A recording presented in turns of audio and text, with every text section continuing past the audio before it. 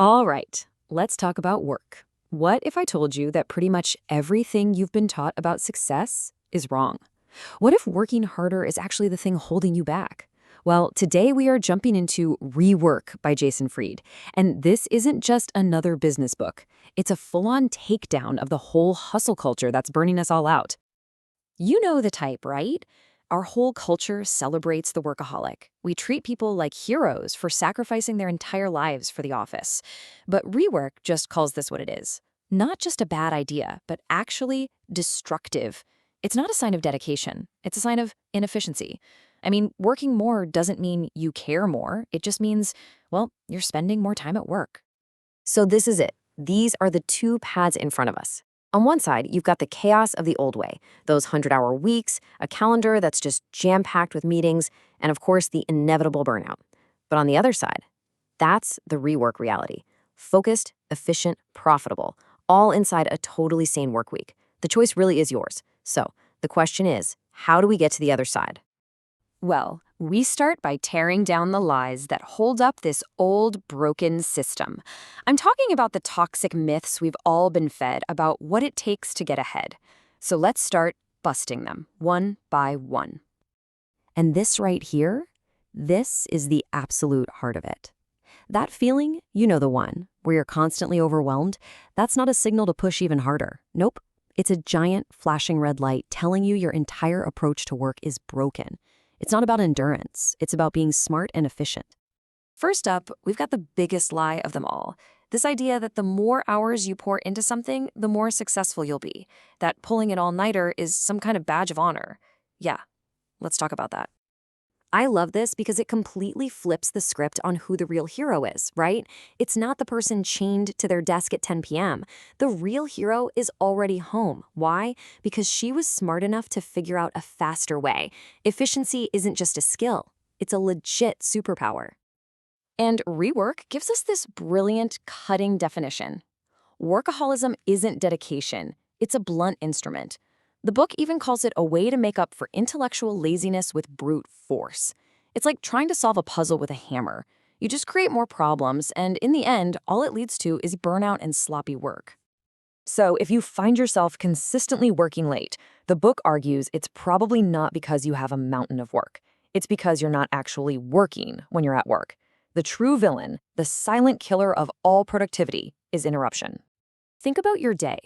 A tap on the shoulder, a quick question, a ping from Slack, every single one shatters your focus. So you're not actually working in these long, productive stretches. You're working in these tiny, fractured, inefficient little work moments. You never get the chance to enter what the book calls the alone zone, that magical state of deep focus where the real work actually gets done. And the absolute king of toxic interruptions? Oh yeah, meetings. A 1-hour meeting with 10 people isn't a 1-hour meeting. It's a 10-hour productivity black hole. You're sacrificing 10 collective hours of brain power for what? Usually is a tiny trickle of information. The cost is just staggering when you really think about it. Okay, let's move on to the next big myth. This is that whole go big or go home mentality. The one that tells you that you need a massive team, a suitcase full of investor cash, and some 10-year plan before you can even get started.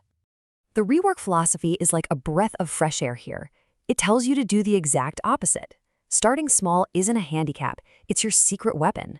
Being lean and nimble and frugal, that's not just a starting strategy, that's the whole goal.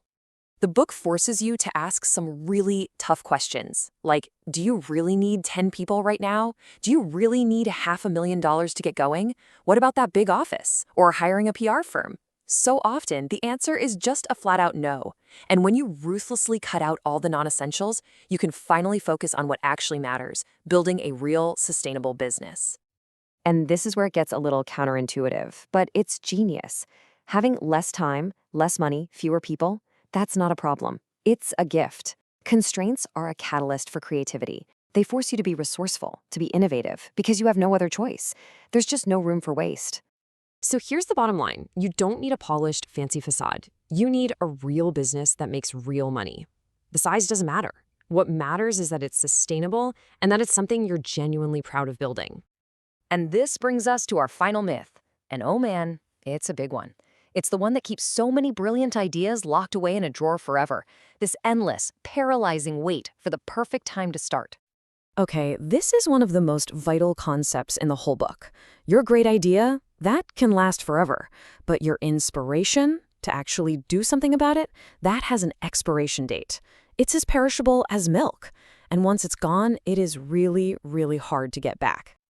When inspiration strikes, you have to seize it right then, right now. That feeling is a force multiplier. It's like a shot of adrenaline that lets you power through weeks of work in just a matter of days. But if you hesitate, if you wait, that energy just evaporates. And your great idea will probably stay just that, an idea. So what does this all mean for you? It means there's a new reality available, one where the goal isn't to work yourself to the bone, but to work smarter. A reality where you can actually build something incredible without sacrificing yourself in the process. And Rework wants to empower you by just changing the words we use. The word entrepreneur can feel so heavy, right? Like it belongs to some exclusive club you're not a part of. So the book proposes a new word, a starter. If you create something new, you're a starter. It's that simple. And this is the ultimate takeaway. The barriers are gone. The tools you need are right at your fingertips. What you really need isn't a degree or a suit. It's just the courage to begin. So I'll leave you with this one question, and it really gets to the very heart of the Rework philosophy. What could you truly build?